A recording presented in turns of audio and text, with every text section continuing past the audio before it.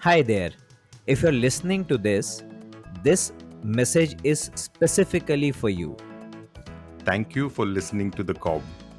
I'm Sharan and I co host this with Sudeep. We've been at it for some time, and we really want to thank you from the bottom of our heart for listening to us and making us reach thus far. And we'd love to know a lot more about you and what you would like to hear from us.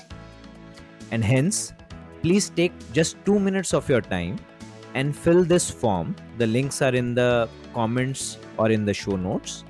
It will help us recognize who you are and also get your expectations so that we can craft the podcast content to satisfy those expectations.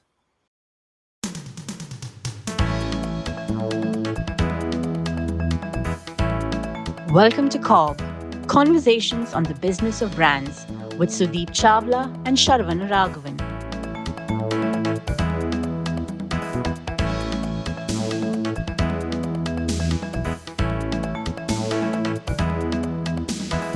Sudeep, you and I have been in marketing for a while. And one question that my mother asked me when I got into marketing still continues to haunt me because the perception that she has is what a lot of people have. The question she asked me about a certain brand was that, is it true or is it marketing? Which means the opposite of truth to her meant marketing. Interesting. Yeah. And I'm sure it's not just my mother, it's a lot of people who have this impression that anything that's marketing is called a lie. And people use these terms almost synonymously when they want to abuse somebody of or rather call somebody out for being a liar. They call him a good marketer. He's great in marketing himself. Hmm. Or that's the kind of terms that are used for marketing. Hmm. So absolve me of my sins today. How how can marketing stop being a lie to all these people? Okay. Let's talk about ethical marketing today. I don't know whether I'll be able to absolve you of your sins given the fact that you were marketing Tang by calling it nutrition for kids.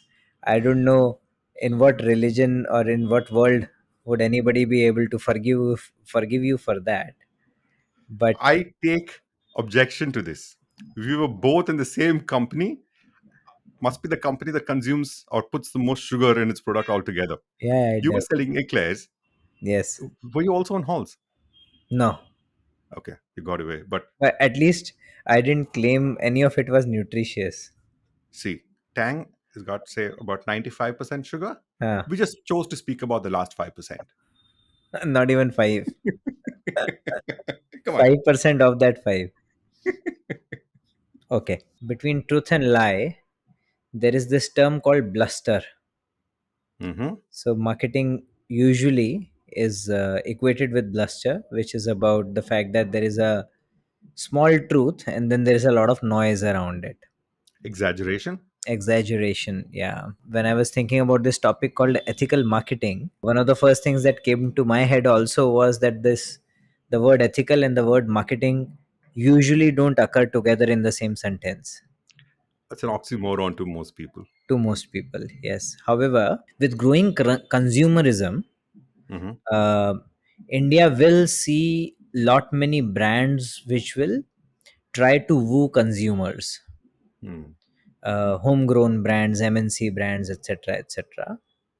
And the method these brands would adopt to get their consuming franchise is to market themselves, and hence the money into marketing is only going to increase now. Right. Yeah. Now, so therefore, it was bringing me to the fact that if there are a lot of budding marketers who are listening to us, we should possibly, from our experience and whatever we have seen thus far, maybe talk to them about ethical marketing. Yeah. Sure. And what can they do about it, and that's why I picked it up. Mm-hmm. um, the second reason for picking it up was some of the recent controversies about claims by products. Right. Yeah. And this food farmer and few other so-called evangelists picking up speed on this one. The de-influencers, as they call them today. Yeah, whatever you might decide to call them. uh, a lot of focus might be on product claims, Right. but I wanted to bring the focus on many other facets of ethical marketing. Mm-hmm. Yeah, it goes significantly beyond product claims. Hmm. Right now, when we were exchanging the banter about Tang, we were again Hmm. going back to product claims. Right. And hence, I thought that it will be a good idea to talk about product claims and beyond, Mm-hmm. and what is it that marketers can do. Let me first ask the first question to you. Who do you think pays for marketing? So I'm the audience voice here. And who pays for marketing? The brand does, the company does. Fair. So, and this is where I wanted to bring the focus of all the marketers. Mm-hmm. Yes, the upfront payment is made by the company or by the brand or the PNL, but Mm-hmm. finally it is the consumer who is paying for it, right? Fair. Yeah. The PNL finally gets delivered when consumer makes the purchase Hmm. and gives you the money, Right. and every cost that you incur gets included in the profit that you make out of them. Absolutely. Right. Yeah, so honestly, therefore the consumer pays for your marketing. The brand just pays it forward. Yeah, brand just pays it on behalf of consumer and Right. pays it forward. One of the first things about ethical marketing Mm-hmm. is to be conscious about what channel and what all are you employing for your marketing, Mm-hmm. and hence use whatever is necessary. Yeah, don't overdo, don't overspend, don't engage in bloating your marketing budgets, because finally you're getting the consumer to pay for it, and Hmm. you're actually making your own value inefficient. Finally, Okay. consumer is value conscious. Hmm. Consumer is going to judge you for the value that you provide to him or her Mm-hmm. against the cost that they pay. Right. And the more costs that you build in your PNL, Mm-hmm. the more susceptible you will be to fall behind in the price value equation. Right. So you're saying the more you spend on marketing, you have to recoup it from the consumer anyway, from the customer anyway. Correct. And if that value is not perceived by the customer, either your marketing is wasted or your price is inflated to the end customer, who may Correct. or may not make a choice. Got Correct. Which brings me to my second point, it. Okay. right, which kind of builds on this and something that you just spoke about, whether the consumer sees value in it or not. Hmm. The second question I have for you, Sharon, and I promise you this is my last question to you. Okay. What is the marketing tool that has the best ROI? What is the marketing tool that has the best ROI? It could be Hmm. anything, right? Could be from the packaging to your identity. It's about how you calculate the ROI for the brand and what the brand has. Okay, seems like a theory question, right? I have a trick answer. Okay. As always. The proven best ROI Hmm. marketing tool is your product or your service. Ah, Yeah. okay. So Fair enough. when you talk about ZMOT, which is zero moment of truth, which Hmm. is where rubber hits the road and consumer experiences your product or service, Hmm. if the product or service delights the consumer by how it makes them feel, then all your marketing is worth it. Absolutely. Otherwise, everything else is a disappointment, right? So, therefore, it's the most efficient tool for Hmm. you, and Fair. hence it makes sense to invest behind it, Hmm. right? If ever you have a choice of where to invest in your PNL, your first investment should be in your product or your service and not in the marketing. Now, this is where I start drawing a little bit of leap for some of the luxury brands. Hmm. Yeah, the value that they provide is in the imagery that they build. Right. Yeah, because possibly wearing a Timex and wearing an Omega Hmm. might not physically feel very different, but Right. emotionally they feel very, very different.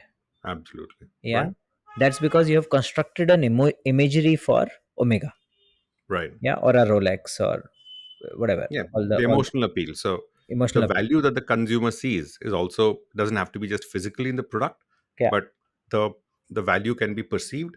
And in this case, in the case of Omega and Rolex, the value is the imagery and the brand that the companies built already. correct. So therefore, I would like the marketers to also think about this, that if they are constructing imagery for their product, Hmm. which is almost like an equity work, Right.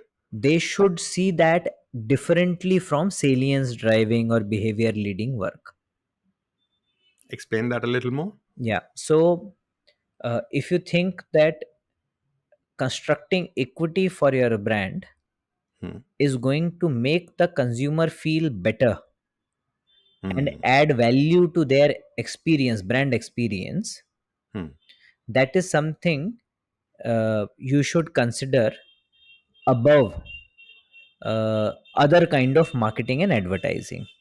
Right. You're not talking about the functional awareness drivers, Yeah. but also about the emotional equivalence, the what you call the mind measures and the imagery of the brand. Yes. And Got because if there is anything in the PNL that is going to enhance consumer experience, that should get preference. So the it. Right. very first thing is, obviously, so even when Omega wants to invest behind its product, or in their PNL, they would first invest into the product. They would want to make the product as good as possible. The second investment possibly will be in imagery. Right. Yeah, because imagery sits on top of product but delivers the greatest ROI to the consumer. Right. Yeah. So therefore, for a marketer, I'm trying to construct a priority list for them. Hmm. Yeah. So therefore, invest into your product or your service, the components of it. I'm trying to construct a priority list for the marketers. Hmm. uh, Even when Omega wants to invest into their PNL, they Hmm. will invest behind their product, and then they will invest behind the imagery of the product, because imagery creates significant ROI for the consumer. Right. So for a marketer, the first thing is to invest behind product or a service. The second thing that you should invest behind is anything which enhances that product or service. Yeah, Right. which could be a Experience. packaging, could be your imagery, anything around that. Yeah, Right. because that is contributing to consumer value. Everything Absolutely. else is consumer cost. Right. In fact, you did bring it up in one of our previous episodes where you said whether you're in the product or service business, you are in the experience business. Correct. Correct. Yeah. Anything that enhances the experience is not necessarily just advertising expense, but is the experience enhancer, and Correct. therefore is part of the should be seen in line with what the product is delivering to the consumer. Correct. So Perfect. these are the first two things. Now, third is an obvious one, which is around your claims. Yeah. You make absolute claims, you make relative claims in categories which are competitive. Hmm. Now, a number of those claims could be led by, could be prompted by what the competition or other players in the category are claiming. Right. Yeah. And that's where the consciousness of the marketer comes into play. Okay. Yeah. So ideally, a marketer should resist the temptation of being led by the competition to saying something that they are not comfortable about. Hmm. Yeah. And therefore stick to facts, and stick to what you think will be understood by the consumer. Hmm. Yeah, I was quite So, impressed by something that I heard, when somebody was recounting about practices that Amazon follows. hmm. And one of the things they said was that in every meeting, Jeff Bezos always keeps an empty chair in the boardroom. Hmm. Yeah. And he says that this is the chair that represents the consumer. Hmm. So he wants everybody to know that the consumer is sitting in the meeting, and therefore we are all custodian of the consumer. Hmm. Yeah, just to True. indicate. Yeah. Just on the side, a lot of the listeners would want a chair there for one of the sellers also. Correct. Correct. So therefore, the fact is that marketers are supposed to be custodians of consumer Hmm. inside the company. Right. And hence, I would urge all marketers to think about their marketing from consumers' point of view. That if I Mm. say this, what will the consumer understand? Right. Yeah. Don't So, be satisfied with just saying that I'm not saying anything wrong. Now, if mm. the consumer misunderstands, it is their problem. Frankly, it is your problem. Okay. So Right? I've got two questions here. Yeah. So one on what you mentioned, the competition, right? Yeah. We are in a capitalist society, a little less than in the US, and we are competing with others. And if my competitor is making crazy claims, okay, let me not say crazy claims, claims that are fine by legal requirements, but not necessarily by ethical requirements, will I not lose out on that business to this consumer? I would like to believe, Sharan, that you would lose out in the short run. You could Mm. lose out in the short run, but Mhm. only till the consumer finds that out. Yeah. So, Okay. therefore, if it means so much to you, possibly you should run an awareness campaign. Hmm. Yeah. That beware of wrong claims in this category. Yeah. Brilliant, because that actually takes me to my next question. Mm-hmm. And this is regarding, it goes back to the product and the experience also that Hmm. you mentioned, is the frozen dessert versus ice cream issue. Yeah. Yeah. Amul has run multiple campaigns saying we are real ice cream. Yeah. And Levers has gone in and said they even sued Amul, and Amul kind of lost the case. And Hmm. Amul can no longer make that claim, or rather, they can claim that they are real ice cream, but they cannot put down Unilever's as frozen dessert Hmm. because it's considered ice cream in other markets. Hmm. Now, in his book, uh, Mr. Sitapati writes in CEO Factory, he's Hmm. written about he looks at the output of the ingredients and not necessarily of the input of the ingredients. Hmm. For example, if there is a, say, a Turkish baklava that's Hmm. being done Hmm. by Unilever, or Hmm. rather, that's his belief, and that's what Unilever believes in, is what he Hmm. says in the book, Hmm. where if there's cheese required in the baklava, Hmm. as a marketer, I'm required to deliver the experience of cheese to the consumer, Hmm. and it doesn't matter if it is actually really cheese because the experience is more important. Hmm. Now, I might not tell the consumer it is not cheese. I might Hmm. get around to it by saying it is cheesy Hmm. and not say it's cheese. Hmm. How is that okay? Because consumers believe it is cheese. I'm technically in the clear by saying I am not cheese. I'm just cheesy. Hmm. So how does this work? And what do you take on? What's your take on this practice of See, focusing on output? possibly to start with, I'm saying to each his own. Hmm. Everybody has their own moral compass. There are two parts to it. I thought Amul was also insinuating that a lot of the frozen desserts use palm oil, Hmm. and Right. palm oil is not good for health, right? Right. So one side is whether it is ice cream, frozen yogurt, nomenclature, yeah. Right. But the fact that you are feeding palm oil to people might not be a good thing to do, right? Hmm.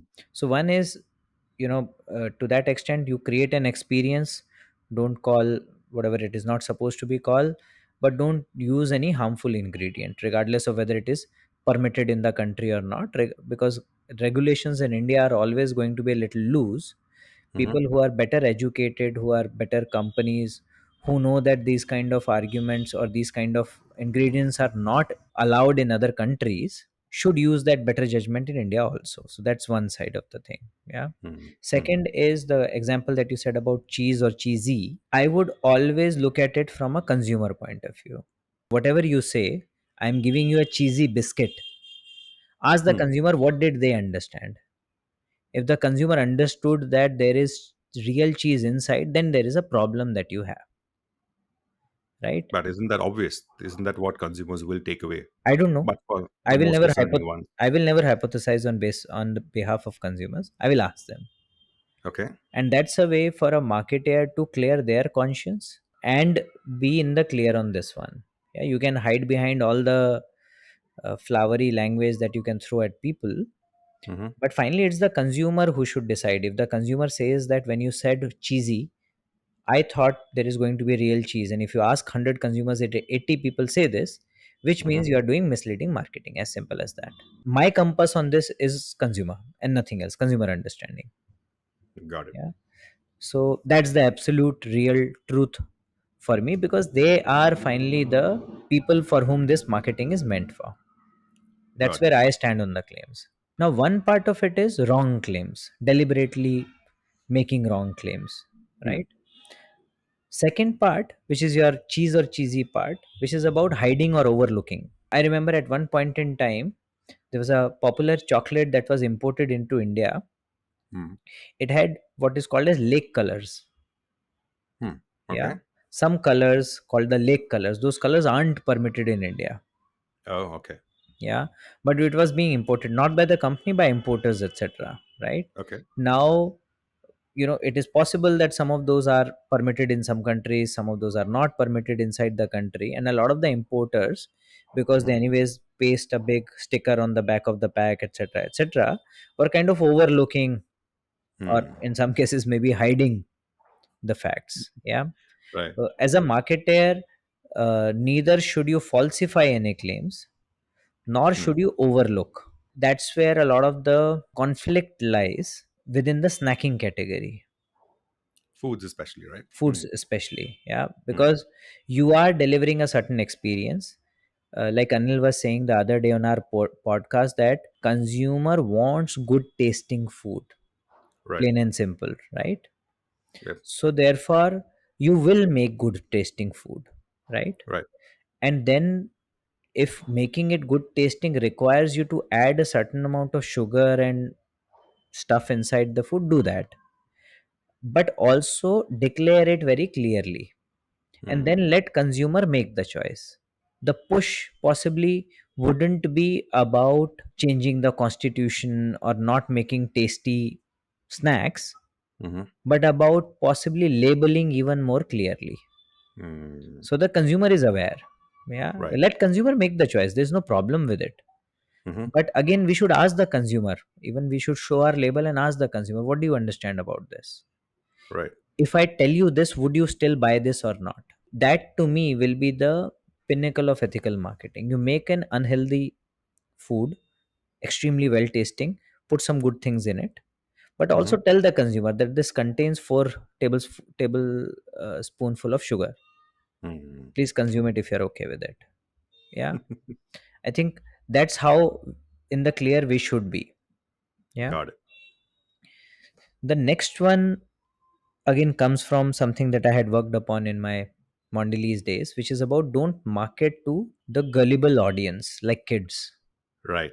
A lot of the people are not in a position to make sound decisions. This is something that even Byju's or Whitehead Junior were accused of, that Hmm. they made people sign some papers and sign up to some EMIs, etc., Hmm. and which they don't know how does it work, and what are they signing off for, Oh, right? absolutely. Because I'll just give you an anecdote of what I have experienced with one of my clients in the past. No, one of my prospective clients in the past.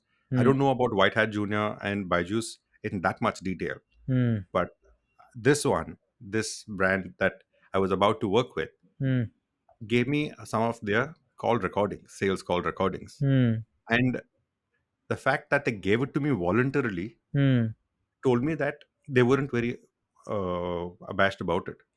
They Hmm. were pretty open about it. Hmm. Where I listened to the caller tell the parent on the call, on the phone, Hmm. that they were referred by the school. The school Hmm. has sold their phone numbers. And the Hmm. moment they tell the parent that they are referred by the school, they immediately buy the credibility. Hmm. And when they tell the parent that your child, what subject is your child weak in, they ask the parent that. Hmm. And once the parent tells them is the child is weak in a specific subject, Hmm. then they say, "Can we speak to the child?" Hmm. And they tell the child, they almost berate the child for being weak in the specific subject that the parent has told them about, and Hmm. scares them into signing up. Hmm. I, I mean, I'm not sure if it's coming across in the show, but I was aghast at what is happening, Hmm. and I declined to work with that client because of the call recordings that I got to listen to.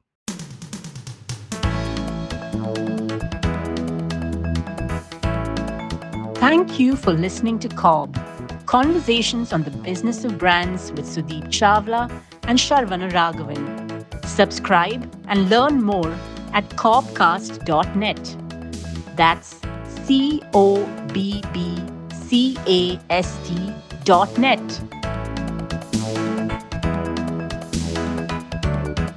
You should be the voice of consumer in the room.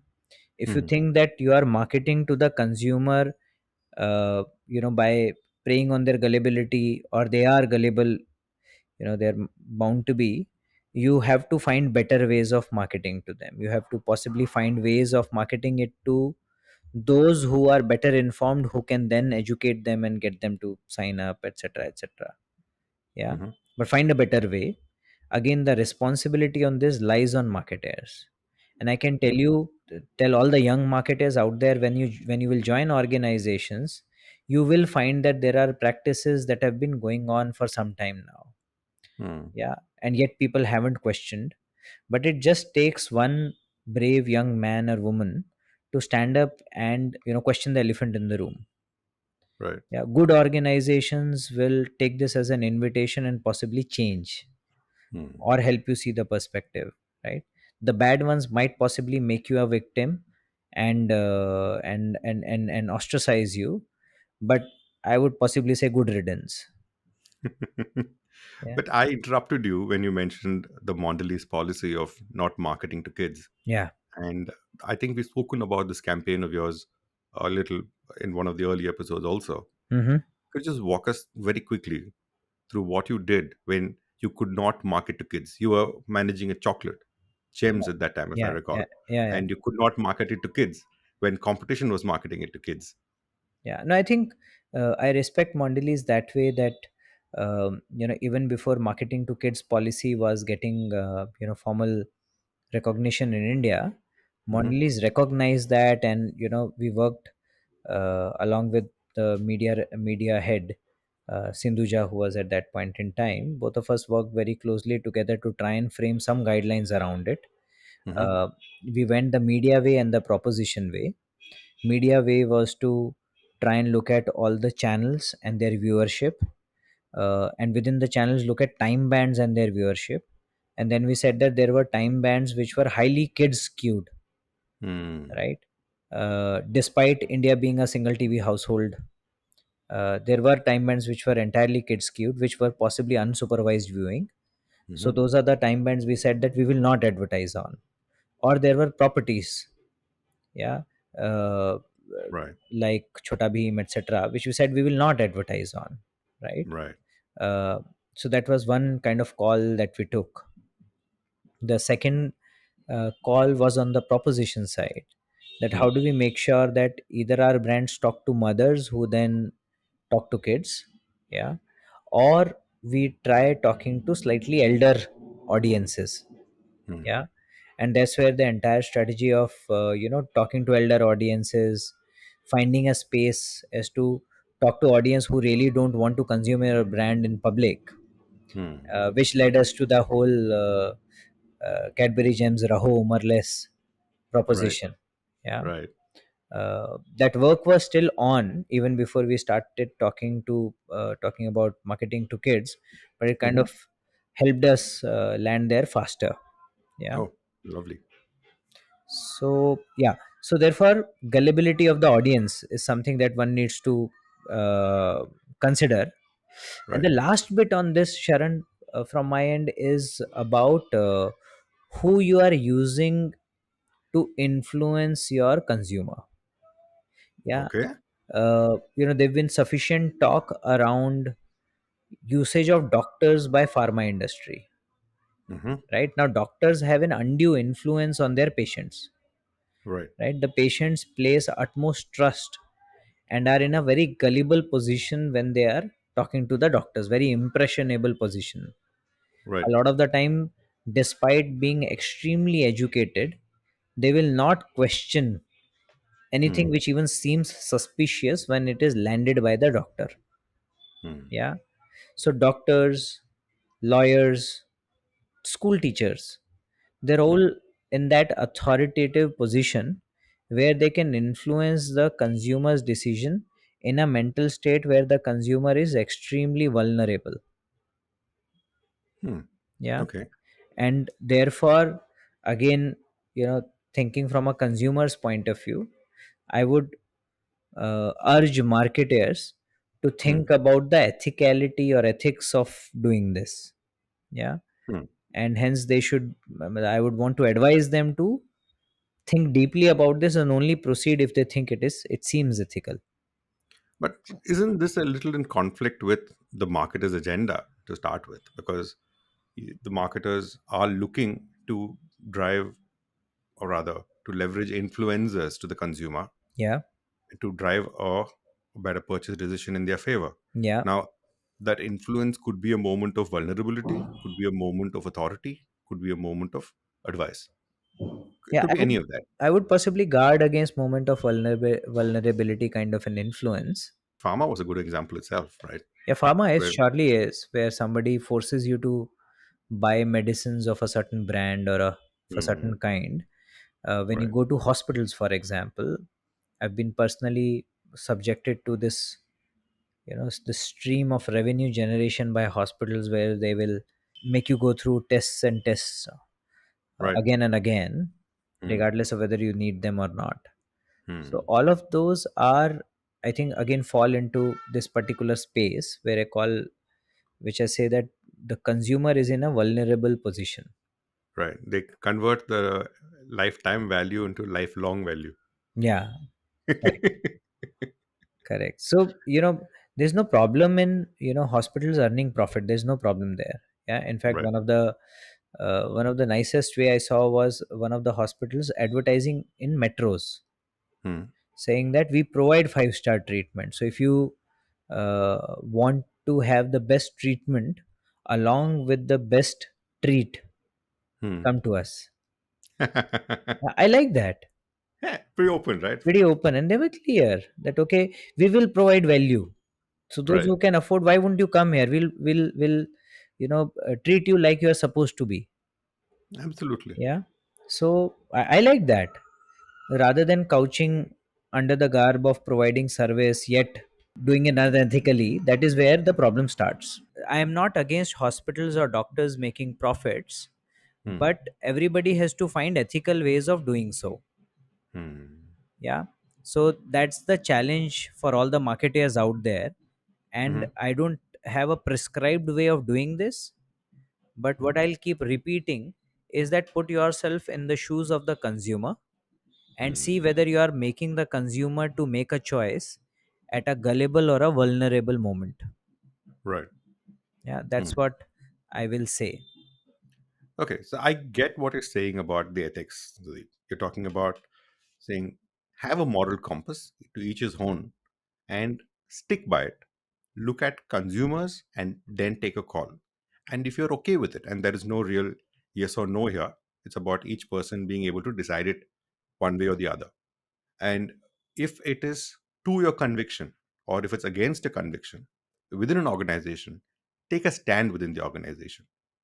You're basically asking marketers to almost be revolutionaries and fight for the cause of ethics, which is a little utopian, but I get where you're coming from, because we have seen organizations, even the ones that we worked for, to take very ethical stands in the way they approach marketing.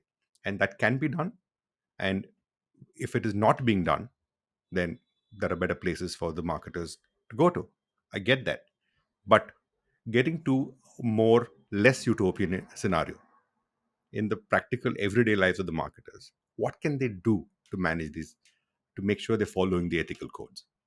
That's a great question, Sharan. In fact, all our listeners would also be wondering the same thing. What can they do about it in a day to day work? So, Right. here's my advice to them. Hmm. First is what we always tell marketers, regardless of ethical or non ethical marketing: know your consumers well. You Absolutely. are the custodians of consumers. You bring the consumer's voice into the organization. So, know your consumers well. What we had earlier said, you should develop almost a telepathic empathy with your consumers And the only way to get that is by meeting them and talking to by them. meeting them and talking to them. And whenever in doubt, ask the consumer. don't think about what you're saying, think about what the consumer would understand. That's the most important Mm. parameter or barometer for you. Number two is, you might not have invented the product or the service that you're working on, but get to know all its components very well. What all Mm. constitutes the product and the service? Talk to subject matter experts, talk to Okay. R&D, talk to service head, talk to everybody who knows about it, understand each component well, so that you are Mm-hmm. able to judge which of those components adds how much value to the customer, and Mm. whether it is constituted the way it is supposed to be constituted. Right. This is where the engineer in you comes out and talks to the marketer. Yeah. The third is P&L. Yeah, Hmm. as a brand manager, you might not be responsible for the brand P&L directly, Mm-hmm. but get to know your brand P&L well. Okay. Understand what are the cost components which are getting loaded in the final MRP that you Mm-hmm. are giving to the consumer. Mm-hmm. And so therefore, question those cost components, see which of them needs to be brought down.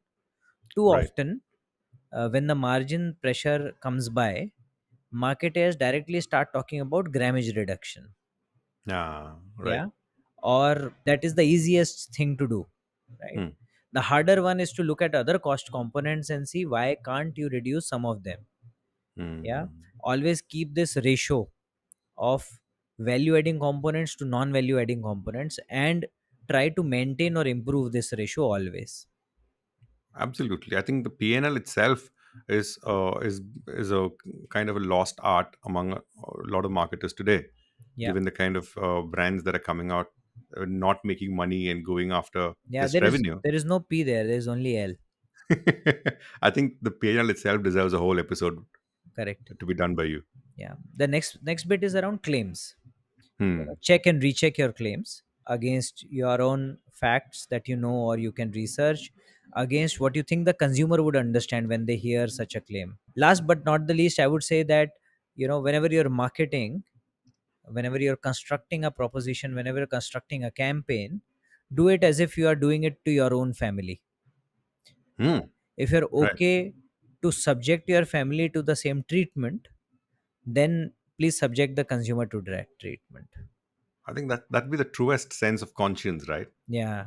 So if you do that, I'm sure all of our listeners are intelligent enough to then make the right set of choices. But the purpose of this episode should be to just tell them that they are sufficiently enabled, and they can dare to and should influence lot many aspects of product and service that they are selling, in a Hmm. manner that they are able to maximize consumer value, Right. and not engage in marketing that is unethical. Hmm. Right. I don't think you absolved me too much of my sins, but I think what you've done, I like the two-part approach to this, where you explained about how marketing could be in the gray area and what marketers can do within the gray space to figure out their own moral compass. And if once they have their moral compass figured out, what actions they must take within and without the institution. Now, the second part actually is a little more fascinating, that to be an ethical marketer, you basically have to be a marketer first. And just putting your rigor into everything a marketer is supposed to be doing itself will give you enough information to make the right ethical decisions. I think that's a brilliant way that you captured the, especially the last part of it, saying how rigorous you must be in your marketing work. And what takes the cake for me is that treat the consumer like you would treat your family. I think that's perfect. Yeah, thank you. Thanks, Sharon. Hope everybody liked it. Please feel free to drop in your comments anything where you agree or disagree with us. We'll be very happy to listen to it, and possibly come back to you with a revised point of view if is deemed necessary. Yeah, Till then, thank you very absolutely. much. Thank you so much, Sudeep.